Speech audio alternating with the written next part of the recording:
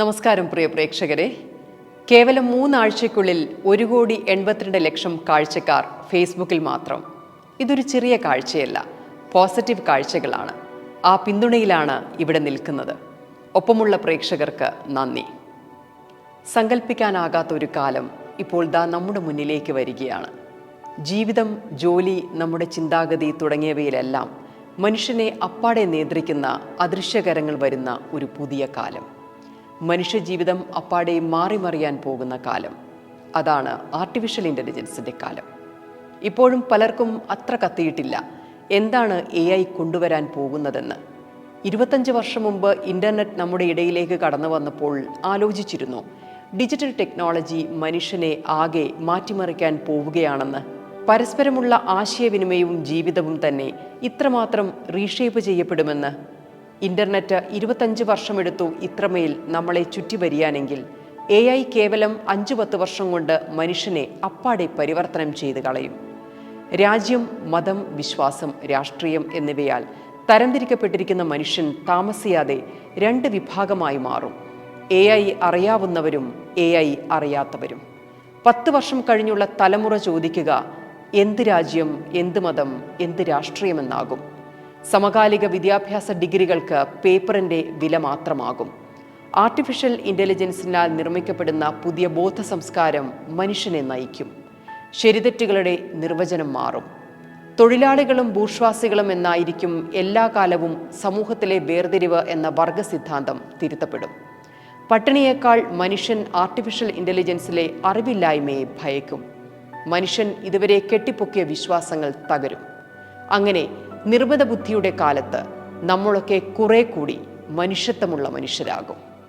Editorial ഇൻസൈറ്റ്സിലേക്ക് സ്വാഗതം. ഡൽഹിയിലെ ഭാരത് മണ്ഡപത്തിൽ ഒരുക്കിയ നിലപാട് തറയിൽ നിന്ന് ഇന്ത്യ ഉച്ചത്തിൽ പറഞ്ഞത് എന്താണെന്നോ? ടെക്നോളജിയിൽ ഇനി ഇന്ത്യയുടെ നാളുകളാണെന്ന്. സിലിക്കൺ വാലിയെ ചുറ്റി നിൽക്കുന്ന ടെക്നോളജിയുടെ പെരുമയ്ക്ക് അടുത്ത 1 ദശാബ്ദത്തിനുള്ളിൽ മറ്റൊരു അവകാശി കൂടി ഉണ്ടാകുമെന്ന്. AI ഇമ്പാക്ട് സമ്മിറ്റ് അടിവരയിടുന്നു ഇന്ത്യയുടെ അവസരം തുടങ്ങിയിട്ടേ ഉള്ളൂവെന്ന്. ഇന്ത്യ കേവലം ഒരു ടെക്നോളജി ഇവന്റ് ഹോസ്റ്റ് ചെയ്യുകയായിരുന്നില്ല, മറിച്ച് അതൊരു വിളംബരമായിരുന്നു. AI വിപ്ലവത്തിൽ അമേരിക്കയുടെയും യൂറോപ്പിൻ്റെയും വിജയക്കുതിപ്പിൻ്റെ കാഴ്ചക്കാരനല്ല, ലോകത്തിൻ്റെ AI ഭാവിയെ ഷേപ്പ് ചെയ്യാൻ പോകുന്നത് ഇന്ത്യയാകുമെന്ന്. 4ാം തരം രാഷ്ട്രീയ ഗീർവാണമല്ല ഇത്. അതുകൊണ്ടാണ് ടാറ്റ ഗ്രൂപ്പും ChatGPTയുടെ OpenAIയും തമ്മിൽ ചരിത്രപരമായ പങ്കാളിത്തത്തിന് ഡൽഹി സാക്ഷിയായത്. ഇന്ത്യയെ ലോകത്തിൻ്റെ ആർട്ടിഫിഷ്യൽ ഇൻ്റലിജൻസ് ഹബ്ബാക്കി മാറ്റാൻ ശേഷിയുണ്ട് പുതിയ ടാറ്റ OpenAI സഹകരണത്തിന്. ടാറ്റ സൺസ് ചെയർമാൻ N ചന്ദ്രശേഖരനും OpenAI CEO സാം ഓൾട്ട്മാനും ഈ പ്രഖ്യാപനം നടത്തുമ്പോൾ അത് 2 കോർപ്പറേറ്റുകളുടെ ടെക്നോളജി ഡീലല്ല, പകരം വിപ്ലവകരമായ ഒരു പുതിയ AI സിസ്റ്റത്തിൻ്റെ കല്ലിടൽ ചടങ്ങായി വേണം കാണാൻ. കാരണം ടാറ്റയാണ് പങ്കാളി. ധാരണപ്രകാരം ആദ്യഘട്ടത്തിൽ ടാറ്റ കൺസൾട്ടൻസി സർവീസസ് 100 മെഗാവാട്ട് ശേഷിയുള്ള AI ഇൻഫ്രാസ്ട്രക്ചർ നിർമ്മിക്കും. ഇത് പിന്നീട് 1 ഗിഗാവാട്ട് വരെയായി വർദ്ധിപ്പിക്കാൻ ലക്ഷ്യമുണ്ട്. AI മോഡലുകളുടെ പരിശീലനത്തിനും അവയുടെ പ്രവർത്തനത്തിനും ആവശ്യമായ വലിയ കമ്പ്യൂട്ടേഷണൽ പവർ ഇത് നൽകും. ഈ ഡീലിൻ്റെ മാത്രം അർത്ഥം എന്താണെന്നറിയാമോ? പറയാം. സാധാരണക്കാരൻ്റെ ജീവിതത്തിലേക്ക് AI വളരെ എളുപ്പത്തിൽ കടന്നു കയറും. കാരണം ഇന്ത്യക്കുള്ളിൽ തന്നെ AI ഇൻഫ്രാസ്ട്രക്ചർ നിർമ്മിക്കാൻ പോവുകയാണ്. ഇത് വെറുമൊരു ടെക്നോളജി വാർത്തയല്ല. AI സേവനങ്ങൾ ഇന്ത്യക്കുള്ളിൽ തന്നെ ഹോസ്റ്റ് ചെയ്യപ്പെടുന്നതോടെ അതിവേഗത്തിലും കുറഞ്ഞ ചെലവിലും പ്രാദേശിക ഭാഷകളിൽ AI സേവനങ്ങൾ ലഭ്യമാകും. ഇൻ്റർനെറ്റ് വേഗത കുറവാണെങ്കിൽ പോലും AI ആപ്പുകൾ തടസ്സമില്ലാതെ പ്രവർത്തിക്കും. വിദേശ സെർവറുകളെ ആശ്രയിക്കുന്നത് കുറയുന്നതോടെ AI ടൂളുകൾ കുറഞ്ഞ നിരക്കിൽ ലഭ്യമാകും. ഇംഗ്ലീഷ് ഭാഷയിൽ വലിയ അറിവില്ലാത്തവർക്ക് സ്വന്തം മാതൃഭാഷയിൽ AI അസിസ്റ്റന്റ് ടൂളുകൾ ഉപയോഗിക്കാൻ കഴിയും. ഇന്ത്യ പോലെ കോടിക്കണക്കിന് ജനങ്ങൾ ഗ്രാമങ്ങളിൽ കഴിയുന്ന രാജ്യത്ത് ഇതിൻ്റെ ഇമ്പാക്റ്റ് അസാധ്യമായിരിക്കും. ഉദാഹരണത്തിന്, ഇന്ന് ഗ്രാമങ്ങളിലുള്ള കർഷകനും വഴിയോര കച്ചവടക്കാരനും UPI ആപ്പ് ഉപയോഗിച്ച് അനായാസമായി പണമിടപാടുകൾ നടത്തുന്നത് പോലെ ചെറിയ കർഷകൻ AI അസിസ്റ്റന്റ് ടൂളുകൾ ലോക്കൽ ഭാഷയിൽ ഉപയോഗിക്കാനാകും. ഭാഷയുടെ അതിർവരമ്പുകളെ ഭേദിച്ച് ലോകമാകമാനമുള്ള എല്ലാ വിവരങ്ങളും സർവീസുകളും തടസ്സങ്ങളില്ലാതെ അവൻ്റെ ഭാഷയിൽ വിരൽത്തുമ്പിലെത്തും. വിദ്യാർത്ഥികൾക്ക് സ്വന്തം ഭാഷയിൽ വിദേശ ട്യൂട്ടർമാരോട് സംവദിക്കാം. ചെറുകിട വ്യാപാരികൾക്ക് മാർക്കറ്റിംഗ് ടൂളുകൾ ഉപയോഗിച്ച് കച്ചവടം ലാഭത്തിലാക്കാം, അവനവൻ്റെ ഭാഷയിലും സ്കില്ലിലും. AI ഡാറ്റാ സെന്ററുകൾ ഇന്ത്യയിൽ തന്നെ സ്ഥാപിക്കപ്പെടുന്നതോടെ നിങ്ങളുടെ സ്വകാര്യ വിവരങ്ങൾ വിദേശത്തേക്ക് പോകില്ല. ഇന്ത്യയുടെ വിവരങ്ങൾ ഇന്ത്യയുടെ നിയന്ത്രണത്തിൽ തന്നെ ഇരിക്കുന്നത് ദേശീയ സുരക്ഷയ്ക്ക് അത്യാവശ്യമാണ്.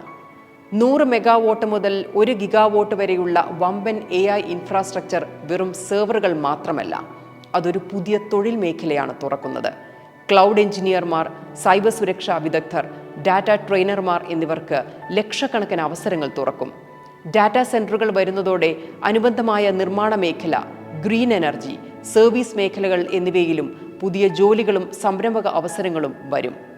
ഇത്രയും കാലം നമ്മൾ വിദേശ രാജ്യങ്ങൾ നിർമ്മിച്ച AI ടൂളുകൾ ഉപയോഗിക്കുകയായിരുന്നുവെങ്കിൽ ഇനി മുതൽ ഇന്ത്യൻ സ്റ്റാർട്ടപ്പുകൾക്ക് കുറഞ്ഞ ചെലവിൽ സ്വന്തം AI പ്രൊഡക്റ്റുകൾ നിർമ്മിക്കാൻ സാധിക്കും. സർക്കാരിൻ്റെ ഭരണനിർവഹണത്തിലും ആരോഗ്യ മേഖലയിലും നിയമരംഗത്തുമൊക്കെ ഇന്ത്യയുടെ പ്രാദേശികമായ സാഹചര്യങ്ങൾക്ക് അനുയോജ്യമായ AI മോഡലുകൾ വികസിക്കും. ചുരുക്കത്തിൽ പറഞ്ഞാൽ ടാറ്റയും ChatGPTയും കൈകോർക്കുന്നത് വെറുമൊരു ഡാറ്റാ സെന്റർ നിർമ്മാണത്തിനല്ല, മറിച്ച് അടുത്ത തലമുറയിലെ ഇന്ത്യൻ യുവാക്കളുടെ അവസരങ്ങളുടെ അടിത്തറയാണ് പാകിയിടുന്നത്. അടുത്ത 5-10 വർഷത്തിനുള്ളിൽ വൈദ്യുതിയും ഇന്റർനെറ്റും പോലെ AIയും നമ്മുടെ ജീവിതത്തിൻ്റെ അവിഭാജ്യ ഘടകമാകും. ടാറ്റയെ പോലെ ഇന്ത്യയുടെ അതിവിശ്വസ്തരായ ഒരു കോർപ്പറേറ്റ് AIയിലേക്ക് ഇറങ്ങുന്നത് ഇന്ത്യയുടെ ഡിജിറ്റൽ ഭാവി സുരക്ഷിതമാണെന്നതിൻ്റെ സൂചന കൂടിയാണ്. കാരണം ഇത് നമ്മുടെ രത്തൻ്റെ ടാറ്റയല്ലേ. ഈ പറഞ്ഞതാണ് ടാറ്റയുടെ ലക്ഷ്യമെങ്കിൽ അടുത്തത് റിലയൻസ് ഇൻഡസ്ട്രീസിൻ്റെ ഊഴമാണ്. 10 ലക്ഷം കോടി രൂപയുടെ AI നിക്ഷേപത്തെക്കുറിച്ചാണ് സാക്ഷാൽ മുകേഷ് അംബാനി പ്രഖ്യാപനം നടത്തിയത്. ഇന്ത്യയുടെ AI വിപ്ലവത്തിൽ 10 ലക്ഷം കോടിയുടെ നിക്ഷേപം വെറും തുടക്കം മാത്രമാണെന്ന് മുകേഷ് അംബാനി പറയുന്നു.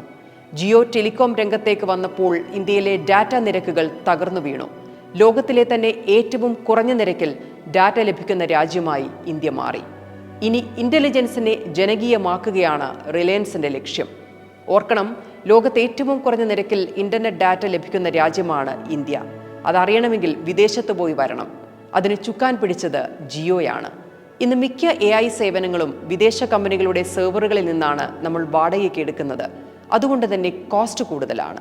ഇതിന് മാറ്റം വരുത്തിക്കൊണ്ട് സ്വന്തമായി കമ്പ്യൂട്ടേഷണൽ പവർ നിർമ്മിക്കാനും AI ചെലവ് കുറയ്ക്കാനും വിവരങ്ങളുടെ പരമാധികാരം ഉറപ്പാക്കാനുമാണ് റിലയൻസ് ലക്ഷ്യമിടുന്നത്.